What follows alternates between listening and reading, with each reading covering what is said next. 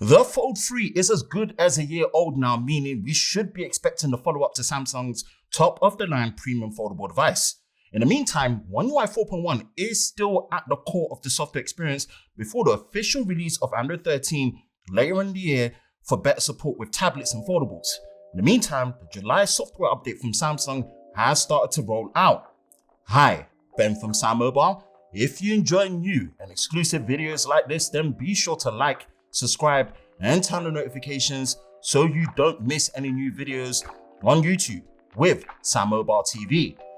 Let's take a quick look at the July update for 2022 for the Galaxy Z Fold 3. Let's take a look at the July security update for the Fold 3. The download size is roughly around 265 megabytes for the Fold 3. The last four figures of the build number for the software is CVG1.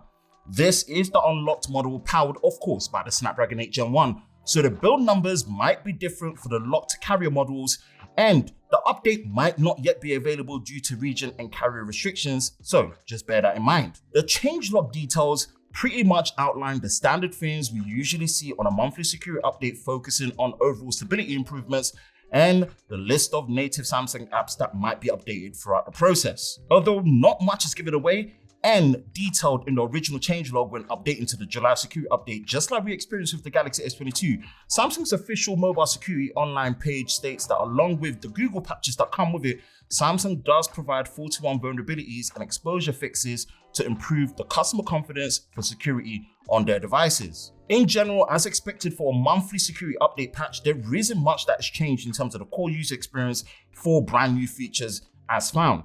Now, compared to the Galaxy S22 series, the Fold 3 security update is rolling out now near the end of the second week of the month compared to the first week that was on the Galaxy S22 series. With One UI 5 beta around the corner, we doubt we will see it on the Fold 3, but this might be the last update before the rumored One UI 4.1.1 expected on the next Fold.